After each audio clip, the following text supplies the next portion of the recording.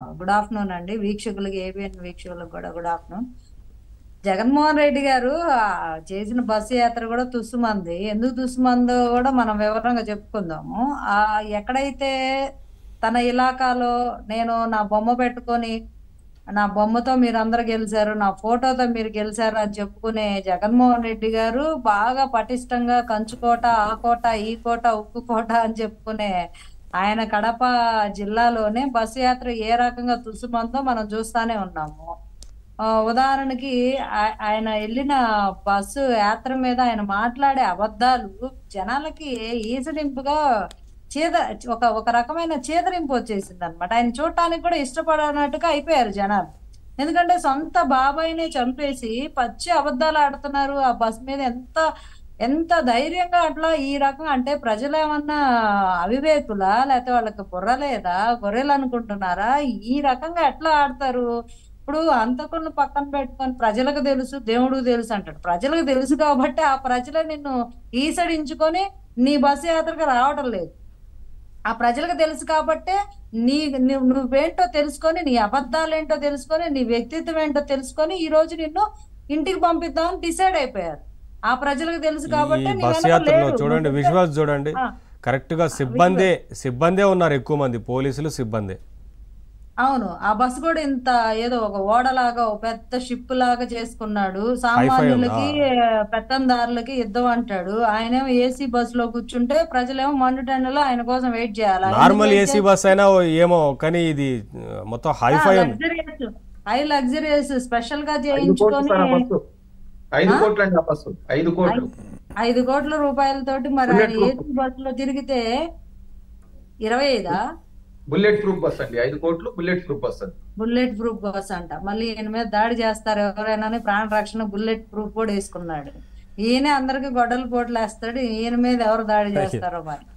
ఇంకొకటి, ఆ బాబాయ్ కేసు అనవసరంగా వాళ్ళ ఇలాకాలోనే వాళ్ళందరికి జనాలకు తెలిసి నిజమేందో వాళ్ళ దగ్గరే ఈయన సెల్ఫ్ గోల్ వేసుకున్నాడు. వివేక గారు బాబాయ్ గారు మర్డర్ కేసు గురించి మాట్లాడి ఇంకా జనాలకి ఇంకా చిరాకు వచ్చింది.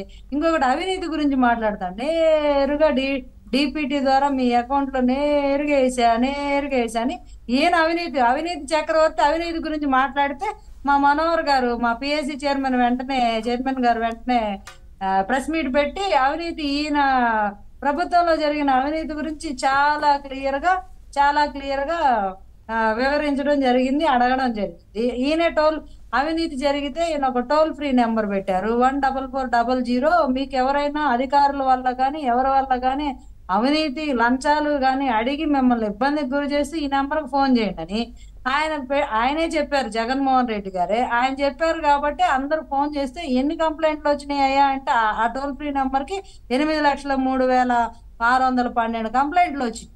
అందులో వాళ్ళ మంత్రుల గురించే, కేవలం మంత్రుల గురించే 2 లక్షల కంప్లైంట్లు, 2 లక్షల పైన కంప్లైంట్లు వచ్చినాయి. ఇంక ఎమ్మెల్యేలు, ఎమ్మెల్సీలు వీళ్ళందరి మీద 4 లక్షల పైచీలకు కంప్లైంట్లు వస్తే ఇంతవరకు అతిగతి లేదు. రాష్ట్రానికి అసలు డీజీపీ ఎవరో కూడా ఆయనకు తెలీదు. ఏసీపీ డీజీపీ ఎవరో కూడా తెలీదు. ఇక్కడ ఉన్న డీజీపీ ఏసీపీ డీజీపీగా బాధ్యత అన్ని ఆయనే చేస్తున్నారు. అది కూడా ఆయనకు తెలీదు. ఎవరున్నారు పోలీసు వ్యవస్థలో, ఎవరున్నారు కూడా ఉన్నతాధికారులను కూడా 100 కోట్లు లంచాలు ఆఫర్ చేసి సంతకాలు పెట్టాలని ఒత్తిడి చేసిన మంత్రులు, ఎమ్మెల్యేలు, ఎంపీలు ఉన్నారు. మరి వాళ్ళ మీద ఎలాంటి చర్యలు లేవు. నేను నేరుగా డిపిటీలో 0% అవినీతి అంటాడు. ఎక్కడ 0% అవినీతి? నువ్వు జనాల పొలాలన్నీ దోచేసుకుంటున్నావు, స్థలాలను దోచేసుకుంటున్నావు, కబ్జాలు చేసేస్తున్నారు ఇష్టం వచ్చినట్టుగా. ఏదో రెవెన్యూ చట్టం ఒకటి తీసుకొచ్చావు, ఎవరో రెవెన్యూ వాళ్ళు ఈ స్థలం నీదే అంటే అది వాళ్ళదే అయిపోతుందట. ఆ ఓనరు ఒక 2 సంవత్సరాల లోపు దాని మీద పాస్బుక్ల మీద వీరి ఫోటోలు, ఆ స్థలానికి, ఆ పొలానికి సంబంధించిన ఓనర్ గనక 2 సంవత్సరాలు గనక హైకోర్టుకి వెళ్ళకపోతే ఆ స్థలం రెవెన్యూ వాళ్ళు ఎవరు ప్రకటిస్తే వాళ్ళదేనంట. ఏం చట్టాలో అర్థం కావట్లా. ఏమో ప్రతి పొలంలో వేసే రాళ్ల మీద కూడా ఈ పబ్లిసిటీ పిచ్చండి, హద్దురాళ్ళ మీద కూడా ఫోటోలు, రంగులు. దిష్టి బొమ్మ లాగా పళ్ళెకిలించుకుంటూ ఈయన బొమ్మ. జగనన్నే అసలు ఏం చేశాడని మన పొలాలకు, మన స్థలాలకు ఆయన అసలు కనీసం ఆ పరిధికేసే రాళ్లకు కూడా ఆయన బొమ్మలే, ఆ పాస్ పుస్తకాల మీద ఆయన బొమ్మలే. ఇంకా కోడిగుడ్ల మీద పిల్లలకి ఇచ్చే చిక్కీల మీద కోడిగుడ్ల మీద ఇంకా దారుణం, ఇంక దేని మీద మొహాల మీద ఒకటే వేయలా మనకి, జనాల మొహాల మీద. వీలైతే వాళ్ళ బొగ్గలకి ఇటొకటి కూడా వేసేవాళ్ళేమో, ఇంకా అది తంతారని వదిలేసినట్టున్నారు. ఇంకా అదొక జనం మనుషుల్నే వదిలేశారు. ఇక అన్ని చోట్ల అన్ని రంగాలలో ఎక్కడ కనబడితే అక్కడ రంగులు పిచ్చి, బొమ్మలు పిచ్చి.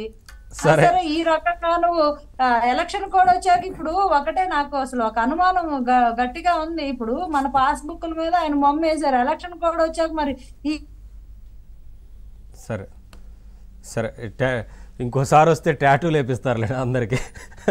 సరే శ్రీనివాస్ గారు, ముఖ్యంగా విద్యుత్ విషయానికి సంబంధించి గతంలో ప్రతిపక్ష